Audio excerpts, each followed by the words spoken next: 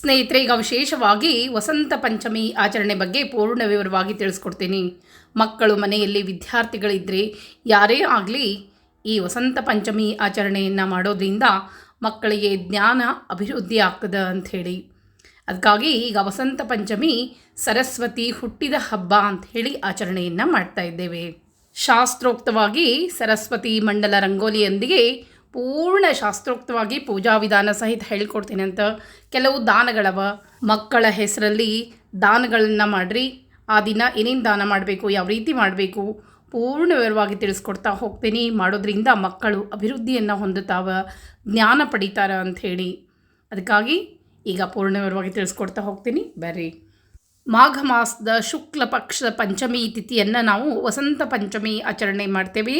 ಈ ಸಲ ಈ ಶುಕ್ಲ ಪಕ್ಷದ ಪಂಚಮಿ ತಿಥಿ 23ನೇ ತಾರೀಕು ಶುಕ್ರವಾರ ಪರೀಘ ಯೋಗ ಮತ್ತು ಪೂರ್ವ ಭಾದ್ರಪದ ನಕ್ಷತ್ರದಲ್ಲಿ ಆಚರಣೆಯನ್ನು ಮಾಡ್ತಾ ಇದ್ದೇವೆ. ಇನ್ನೊಂದು ಸಲ ಹೇಳ್ತೇನೆ ನೋಡ್ರಿ, 23ನೇ ತಾರೀಕು ಶುಕ್ರವಾರ ದಿವಸ ವಸಂತ ಪಂಚಮಿ.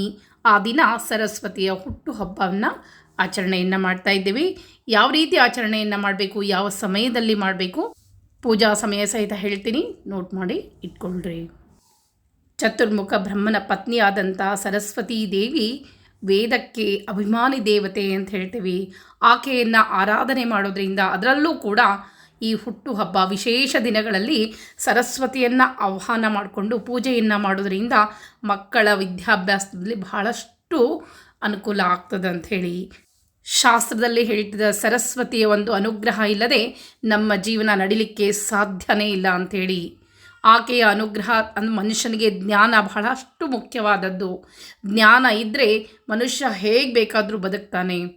ಅಜ್ಞಾನದಿಂದ ಮನುಷ್ಯನಲ್ಲಿ ಯಾವುದೇ ಒಂದು ರೀತಿಯಿಂದ ಶಾಂತಿ, ನೆಮ್ಮದಿ, ಧನ ಯಾವುದೂ ಇರೋದಲ್ಲ. ದಾರಿದ್ರ್ಯವನ್ನು ಅನುಭವಿಸ್ತಿರ್ತಾನೆ. ಎಲ್ಲಿ ಜ್ಞಾನ ಇರ್ತದೋ ಅಲ್ಲಿ ಲಕ್ಷ್ಮಿ ಕೂಡ ಇರ್ತಾಳೆ. ಅದಕ್ಕಾಗಿ ನಮ್ಮಲ್ಲಿರುವಂಥ ಅಜ್ಞಾನವನ್ನು ಹೊಡೆದೋಡಿಸಿ ಜ್ಞಾನವನ್ನು ಪಡ್ಕೊಂಡು ನಮ್ಮ ಜೀವನವನ್ನು ಸಾರ್ಥಕ ಮಾಡಿಕೊಳ್ಬೇಕು ಅಂಥೇಳಿ. ಸರಸ್ವತಿ ಮಂಡಲ ರಂಗೋಲಿ ಆ ದಿನ ವಿಶೇಷವಾಗಿ ಯಾವ ರೀತಿ ಹಾಕಬೇಕು ಅಂತ ಹೇಳ್ಕೊಡ್ತೀನಿ. ಸರಸ್ವತಿ ಮಂಡಲ ರಂಗೋಲಿ ಒಂದು ವಿಶೇಷವಾಗಿರುವಂಥ ಸ್ತೋತ್ರ ಕೂಡ ಅದ. ಆ ಸ್ತೋತ್ರವನ್ನು ಹೇಳ್ಕೊಡ್ತೀನಿ. ಆ ದಿನ ಮಕ್ಕಳ ಹೆಸರಲ್ಲಿ ಕೆಲವು ದಾನಗಳವ ಹೇಳ್ತೀನಿ. ಮೊದಲು ಮಂಡಲ ರಂಗೋಲಿಯನ್ನು ಹೇಳ್ತೀನಿ, ಬರ್ರಿ. ಆ ದಿನ ಬೆಳಗ್ಗೆ ಬೇಗ ಎದ್ದು ಸ್ನಾನವನ್ನು ಮಾಡಿಕೊಂಡು ನಂತರ ರಂಗವಲ್ಲಿಯನ್ನು ಹಾಕಿ ಇಟ್ಕೊಂಡೇ ಪೂಜೆಯನ್ನು ಶುರು ಮಾಡಬೇಕು. ಈ ರಂಗವಲ್ಲಿಯನ್ನು ಹೇಗೆ ಹಾಕೋದು ಅಂತ ಸರಳವಾಗಿ ತೋರಿಸ್ತೀನಿ ನೋಡ್ರಿ.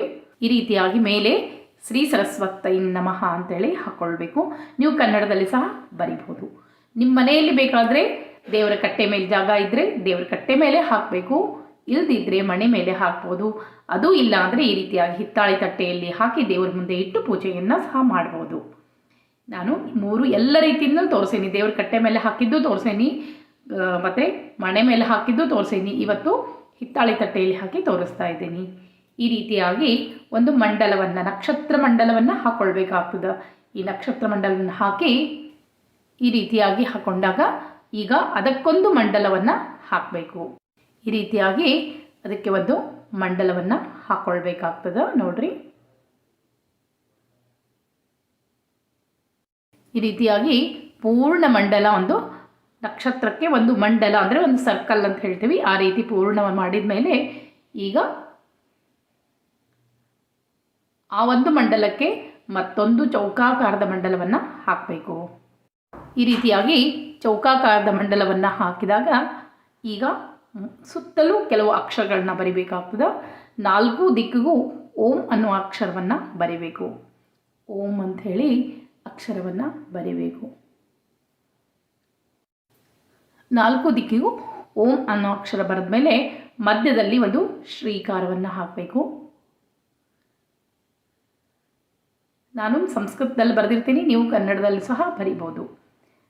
ಈ ರೀತಿಯಾಗಿ ಮಧ್ಯದಲ್ಲಿ ಶ್ರೀಕಾರವನ್ನು ಹಾಕಿ ಸುತ್ತಲೂ ಒಂದೊಂದು ಮಂಡಲದಲ್ಲಿ ಒಂದೊಂದು ಅಕ್ಷರಗಳನ್ನ ಬರಿಬೇಕಾಗ್ತದೆ. ಶ್ರೀ ಸರಸ್ವತೈ ನಮಃ ಅಂಥೇಳಿ ಒಂದೇ ಮೇಲಿನ ಅಕ್ಷರದಲ್ಲಿ ಸ ಅಕ್ಷರಗಳನ್ನ ಬರಿಬೇಕು. ನೀವು ಕನ್ನಡದಲ್ಲಿ ಬರೆದ್ರೂ ನಡೀತದೆ. ಸ ಅಕ್ಷರ ಬರಿಬೇಕು. ರ, 3ನೇ ಅಕ್ಷರ ಸ್ವ, ತೈ, ಸರಸ್ವತೈ ನಮಃ ಅಂತಲೇ ಬರೀಬೇಕು. ಸರಸ್ವತೈ ನಮಃ. ಇಲ್ಲಿ ನ ಬರಿಬೇಕು. ಮೇಲಿನ ಒಂದು ಮಂಡಲದಲ್ಲಿ ಮ ಬರೆದು 2 0 ಕೊಡಬೇಕು. ನಮಃ ಅಂಥೇಳಿ ಈ ರೀತಿಯಾಗಿ ಸುತ್ತಲೂ ಬರೆದು ನಂತರ ಈಗ ಮಧ್ಯದ ಶ್ರೀಕಾರಕ್ಕೆ ಒಂದು ಉಲ್ಟಾ ಈ ರೀತಿಯಾಗಿ ತ್ರಿಕೋನವನ್ನು ಹಾಕಬೇಕು. ಆ ಶ್ರೀ ತ್ರಿಕೋನದಲ್ಲಿರಬೇಕು. ಅಲ್ಲಿ ದೇವಿ ವಾಸಸ್ಥಾನ ಇರ್ತದೆ. ಅದಕ್ಕಾಗಿ ಆ ತ್ರಿಕೋನದಲ್ಲಿ ದೇವಿ ಒಂದು ವಾಸಸ್ಥಾನ. ಈ 4 ದಿಕ್ಕಿಗೂ ನಾವು ಶ್ರೀಕಾರವನ್ನು ಹಾಕಬೇಕಾಗ್ತದೆ. ಅಲ್ಲಿ ಕೆಲವು ಹೆಸರುಗಳನ್ನ ಬರೆಯೋದಿರ್ತದೆ, ಬರೀಲಿಕ್ಕೆ ಜಾಗ ಇರೋದಿಲ್ಲ. ಶ್ರೀಕಾರವನ್ನು ಹಾಕಿದರೆ ಸಾಕು. ಒಂದು ಸರಸ್ವತಿಯ ಅನುಸಂಧಾನವನ್ನು ಮಾಡಿಕೊಂಡು ನಾವು ಅಲ್ಲಿ ಶ್ರೀಕಾರವನ್ನು ಹಾಕಿ ಮಾಡಿದರೆ, ಯಾಕಂದರೆ ಈ ವಿಶೇಷವಾಗಿರುವಂಥ ಮಂಡಲಗಳು ಯಾವಾಗಲೂ ಶಕ್ತಿಯನ್ನು ಹೊರಸೂಸ್ತದಂತ. ಅದಕ್ಕಾಗಿ ಈ ಮಂಡಲಗಳಿಗೆ ವಿಶೇಷವಾದ ಶಕ್ತಿ ಇರ್ತದೆ ಅಂಥೇಳಿ ನಾವು ಏನೇ ಹೋಮವನ್ನು ಮಾಡಿದರೆ ಆ ಮೊದಲು ಮಂಡಲವನ್ನು ಹಾಕಿ ಅಲ್ಲಿ ದೇವತೆಯನ್ನು ಆಹ್ವಾನ ಮಾಡ್ಕೊಳ್ತೀವಿ. ಅದೇ ರೀತಿಯಾಗಿ ಅಲ್ಲಿ ಸರಸ್ವತಿಯನ್ನು ಈ ಮಂಡಲದಲ್ಲಿ ಆಹ್ವಾನ ಮಾಡಿ ಪೂಜೆಯನ್ನು ಮಾಡಿದರೆ ನಿಮ್ಮ ಮಕ್ಕಳಿಗೂ ಕೂಡ ಒಳ್ಳೆಯದಾಗ್ತದೆ ಅಂಥೇಳಿ.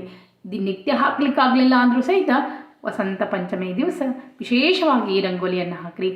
ನಂತರ ನಾನು ಶಂಖಚಕ್ರವನ್ನು ಹಾಕೀನಿ, ವೀಣೆಯನ್ನು ಇಟ್ಟೇನಿ ನಿಮಗೆ. ಯಾಕಂದರೆ ಮಹಾಕಾಲಿ, ಮಹಾಲಕ್ಷ್ಮಿ, ಮಹಾಸರಸ್ವತಿ ನಮಃ ಅಂಥೇಳಿ ದೇವಿಯ ಸ್ವರೂಪ ಇರ್ತದೆ. ಅದಕ್ಕಾಗಿ ನೀವು ಈ ರೀತಿಯಾಗಿ ವೀಣೆ ಹಾಕಿದರೂ ಬರ್ತದೆ, ಬಿಟ್ಟರೂ ಬರ್ತದೆ. ನೀವು ಶಂಖಚಕ್ರವನ್ನು ಹಾಕಿದರೂ ಬರ್ತದೆ, ಬಿಟ್ಟರೂ ಬರ್ತದೆ. ಈ ಮಂಡಲವನ್ನು ಹಾಕೋದು ಬಹಳನೇ ಮಹತ್ವ ಇರ್ತದೆ. ನಂತರ ನೀವು ಹಳದಿ ಹೂಗಳನ್ನು ಏರಿಸಿ ಪೂಜೆಯನ್ನು ಮಾಡಬೇಕು. ನಂತರ ಒಂದು ವಿಶೇಷವಾಗಿರುವಂಥ ಶ್ಲೋಕದ ಹೇಳ್ಕೊಡ್ತೀನಿ ನೋಡ್ರಿ. ಎಷ್ಟೋ ಜನರು ನನಗೆ ಇವತ್ತು ಹೇಳ್ತಾರೆ ಈ ರಂಗೋಲಿಯನ್ನು ಹಾಕೋದ್ರಿಂದ ನಮಗೆ ಭಾಳ ಒಳ್ಳೆಯದಾಗ್ಯದ ಅಂತ ಹೇಳಿ. ನಿತ್ಯ ಕೂಡ ಹಾಕೋರು ಹಾಕ್ಬೋದು.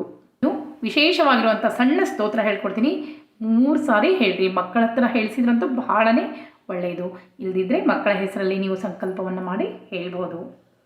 ಈ ಸ್ತೋತ್ರವನ್ನು 3 ಸಲ ಹೇಳ್ರಿ. ಬಹಳನೇ ಸರಳದ ವಿಡಿಯೋದಲ್ಲಿ ಬರ್ತದೆ ನೋಡ್ರಿ. ಶ್ರೀ ಗಣೇಶಾಯ ನಮಃ.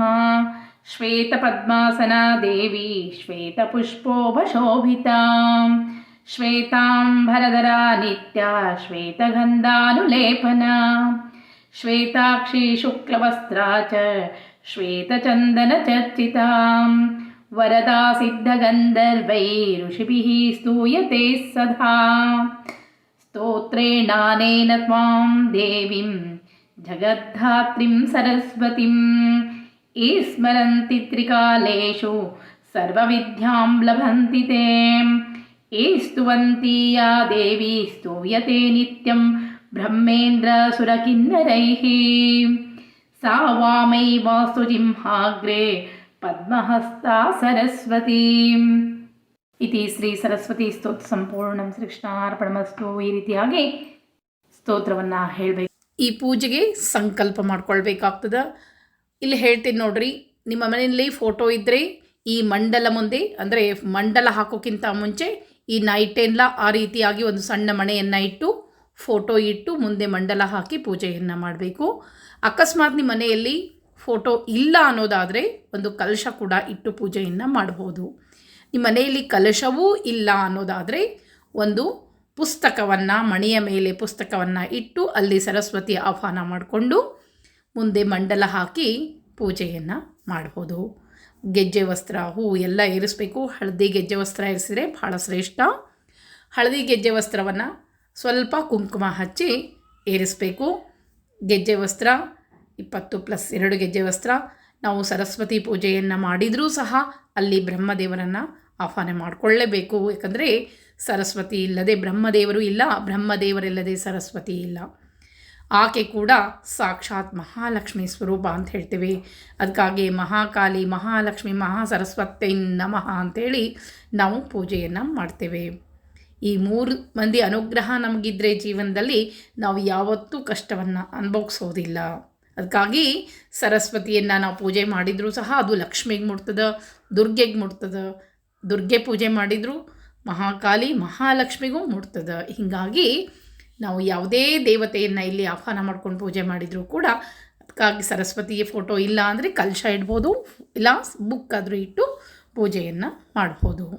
ಇನ್ನು ಸಣ್ಣ ಸಂಕಲ್ಪ ಹೇಳ್ತೀನಿ, ಸಮಯವನ್ನು ಹೇಳ್ತೀನಿ, ನೋಟ್ ಮಾಡಿ ಇಟ್ಕೊಳ್ರಿ. ಮೊದಲು ಸಂಕಲ್ಪವನ್ನು ಹೇಳಿಬಿಡ್ತೀನಿ. ಕೈಯಲ್ಲಿ ಅಕ್ಷತೆ ಹೊತ್ತು ಬೆಳಗ್ಗೆ ಒಂದು ಮಣಿ ಮೇಲೆ ನಿಮ್ಮ ಮನೆಯಲ್ಲಿ ಸರಸ್ವತಿ ಫೋಟೋ ಇದ್ದರೆ ಇಟ್ಕೊಳ್ಬಹುದು.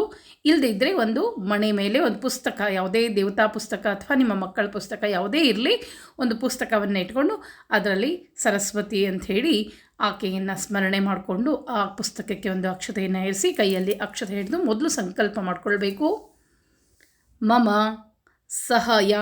ಸಹ ಕುಟುಂಬಸ್ಯ ಸರ್ವಕಾರೇಷು ವಿಘ್ನ ದೋಷ ಪರಿಹಾರಾರ್ಥಂ ಶ್ರೀ ಸರಸ್ವತಿ ದೇವತಾ ಪ್ರೀತ್ಯರ್ಥಂ ಅಜ್ಞಾನ ನಿವಾರಣಾರ್ಥಂ ಇಷ್ಟಸಿದ್ಧಿ ದ್ವಾರ ಸಕಲ ಆಯುರಾರೋಗ್ಯ ಧನಕ ಶ್ರೀ ಸಮೃದ್ಧಿ ದ್ವಾರ ವೇದವ್ಯಾಸ ಪ್ರೇರಣೆಯ ಶ್ರೀ ಸರಸ್ವತಿ ದೇವತಾ ಪ್ರೀತ್ಯರ್ಥಂ ಪುಸ್ತಕೇಶು, ನೀವು ಪುಸ್ತಕ ಇಟ್ಟಿದ್ರಿ ಪುಸ್ತಕೇಶು ಅಂತ ಹೇಳಬೇಕು. ನೀವು ಕಲಶ ಇಟ್ಟಿದ್ರಿ ಕಲಶಸ್ಮಿನ್ ಸನ್ನಿಹಿತ ಶ್ರೀ ಸರಸ್ವತಿ ದೇವತಾ ಪೂಜಾಂ ಕರಿಷ್ಯೆ ಅಂಥೇಳಿ ಮೊದಲು ಸಂಕಲ್ಪ ಮಾಡ್ಕೊಳ್ಬೇಕು. ಅದು ನಿರ್ವಿಘ್ನತಾ ಸಿದ್ಧಾರ್ಥ ಮಹಾಗಣಪತಿ ಸ್ಮರಣಂಚ ಕರಿಷ್ಯೆ, ಈ ರೀತಿಯಾಗಿ ಗಣಪತಿ ಸ್ಮರಣೆಯನ್ನು ಮಾಡಿಕೊಂಡು ನಂತರ ಸರಸ್ವತಿ, ಬರೀ ಕೇವಲ ಸರಸ್ವತಿ ಮಾತ್ರ ಅಲ್ಲ, ಬ್ರಹ್ಮದೇವರನ್ನ ಕೂಡ ಸ್ಮರಣೆಯನ್ನು ಮಾಡಿಕೊಂಡು ಸರಸ್ವತಿ ಆಹ್ವಾನ ಮಾಡಿಕೊಳ್ಬೇಕು.